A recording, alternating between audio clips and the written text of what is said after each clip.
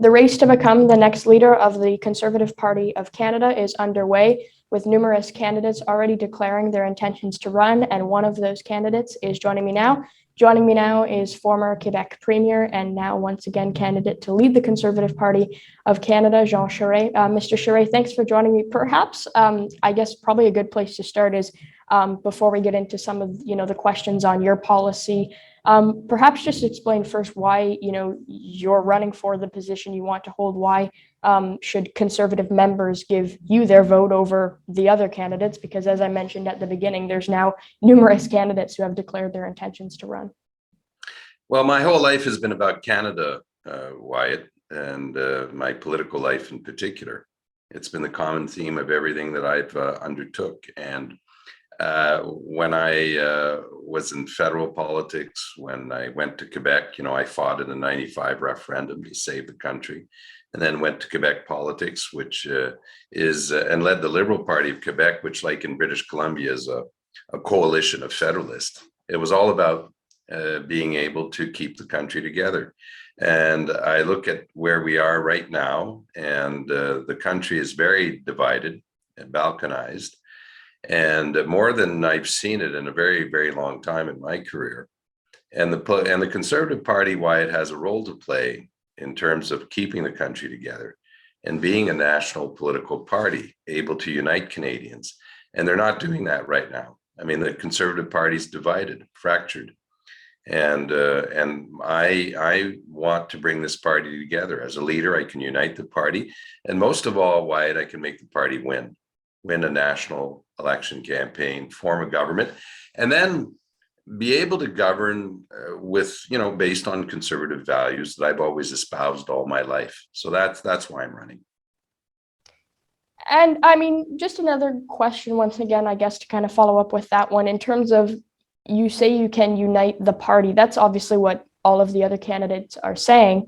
But in terms of, I guess, obviously it's turned out to some candidates within the race have, chosen to, attack your record on. Some people have said that, as you mentioned, being the former Quebec Liberal Premier. I guess just my question is, how do you plan to unite the party when you have factions within your own party saying stuff like that?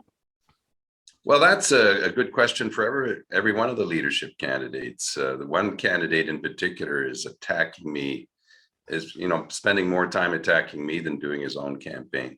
That says something about him more than it does about me, actually. And that's a choice that he makes. I mean, we all make choices in life, Wyatt.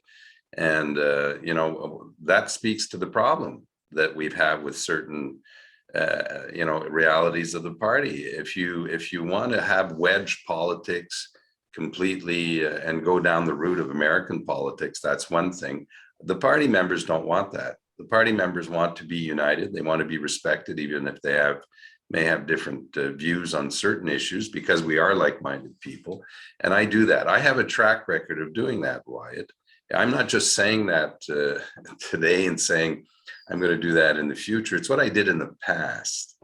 And if you have a track record of having the ability to do that, to bring people together and respect their points of view, I think that's much more credible than going out there and just attacking everyone and calling them names. Where I'm speaking to you from today in Ontario, I mean, masks are gone.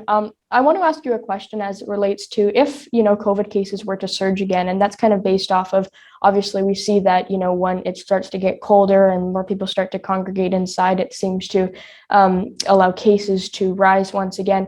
If provinces were to increase testing capacity for COVID-19, and obviously, so that way more people knew if they have COVID, and that led to a COVID resurgence, would you be prepared to reintroduce any of the federal vaccine mandates?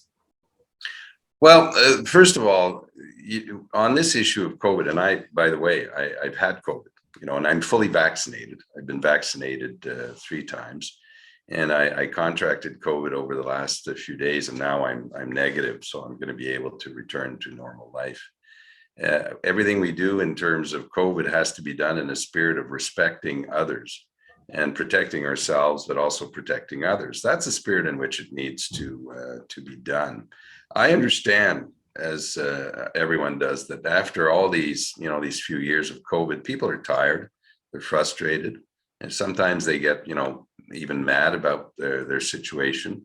It's a question of common sense. Whatever we do in the future, we'll just have to deal with whatever the new variants are, and governments will just make the best decisions that they can in regards to the advice that they'll get from health experts, and then balance that out. I mean, it's a common sense approach. There is no made to measure answer. I mean, there's no ready-made answer. We just have to deal with these situations as they are. And would you support keeping the liberal childcare deals in place? Well, first of all, I don't intend to try to undo everything, the childcare deals. I saw the childcare policies in Quebec. What it did, by the way, is that it allowed more women to make the choice of entering the labor market. It increased what we call the participation rate, which increases productivity and increases the revenue of families, reduces poverty, and actually in certain instances is shown to increase the choices that families make to have children, because the availability of childcare is probably one of the biggest obstacles to a family making a decision on whether they want or not to have children. So that's the reason why childcare is so important, and particularly important for women in our society and for families. And so the deals or the agreements need to be modulated by province and adapted, and that's what I would do, so that we respect the jurisdiction of the provinces. But one thing is undeniable, Wyatt. If we want families to be able to choose to have children freely, we need to be able to address the issue of childcare. And if we're able to reduce poverty as we do that, which I did in Quebec, because we also installed and put in place family allowances that were weighed in favor of low-income families, well, then that's also something that is positive. So let's be constructive about this and not just oppose things because we want to oppose things. And then one final question, because I know you do have to go.